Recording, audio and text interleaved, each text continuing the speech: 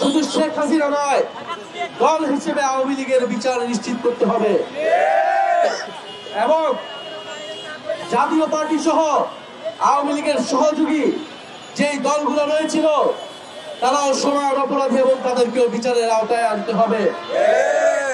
আমরা দেখতে পাচ্ছি জাতীয় পার্টির নামে আওয়ামী লীগ পুনর্বাসনের ষড়যন্ত্র এবং পরিকল্পনা চলছে।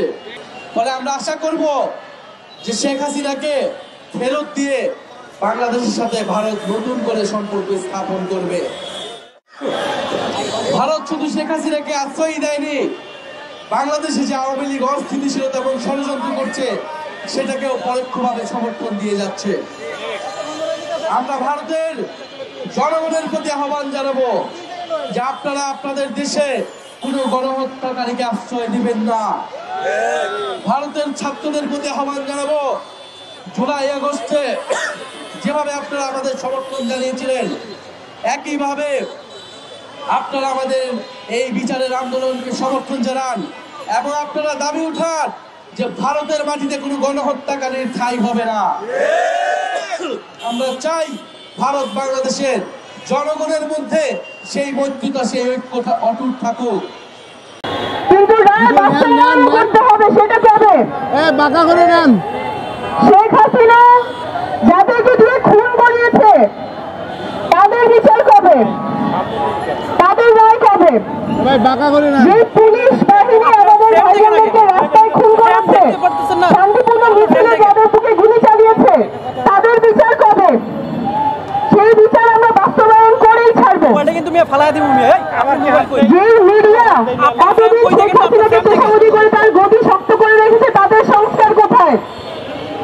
যে দুর্নীতি দমন কমিশন এতদিন ভঙ্গুর অবস্থায় ছিল সেই দুর্নীতি দমন কমিশন কি এখন ভঙ্গুর অবস্থা থেকে কোনো পরিবর্তন এসেছে তাদের মধ্যে? যে ব্যবস্থায় শেখ হাসিনা এই গুম খুনগুলো করতে পেরেছে সেই ব্যবস্থা আর বাংলাদেশে চলবে না। এই ব্যবস্থা আমরা পরিবর্তন করব।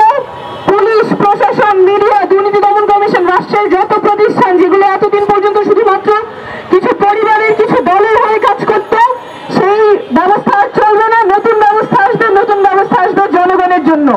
সেই ব্যবস্থা আপনি, আমি, আমরা মিলেই আনবো। পথ লম্বা, কিন্তু আমরা যখন একসাথে কাজ করব তখন পরিবর্তন আসবেই। ধন্যবাদ।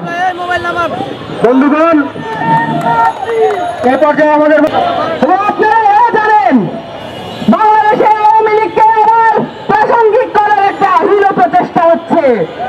আপনারা জানেন এই নির্বাচনে জাতীয় পার্টি অংশগ্রহণ করবে, এই ধরনের হীন প্রচেষ্টা চলছে। পরিষ্কার করে বলে দিতে চাই, বাংলাদেশে আওয়ামী লীগ এবং জাতীয় পার্টি এবং 14 দল যারা ফ্যাসিজমের সাথে কমপ্লেক্স ছিল তাদের কোনো জায়গা হবে না বাংলাদেশে।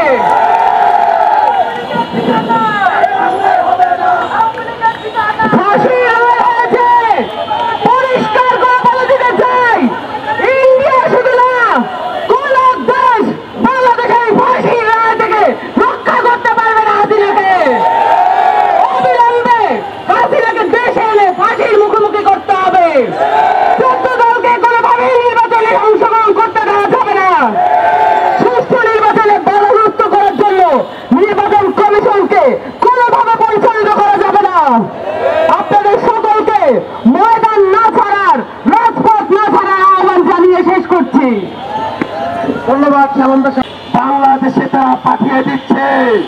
আমরা ভারত সরকারের কাছে বলতে চাই, নিজের দেশের নাগরিকদেরকে নয়, কঠিন করতে হলে খুনি হাসিনাকে অতি দ্রুত বাংলাদেশে পুষিন করুন।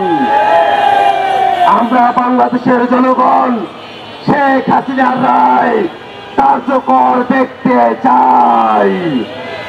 আর যদি শেখ হাসিনার হিম্মত থাকতো বাংলাদেশের বিচার বিভাগের কাছে নিজেকে নির্দোষ প্রমাণ করার হিম্মত থাকতো, তাহলে ভারতে বসে থেকে নয়, গোপন আস্তানায় বসে থেকে নয়, বাংলাদেশের বিরুদ্ধে ষড়যন্ত্র করে নয়, শেখ হাসিনা বাংলাদেশের আদালতের কাছে এসে আত্মসমর্পণ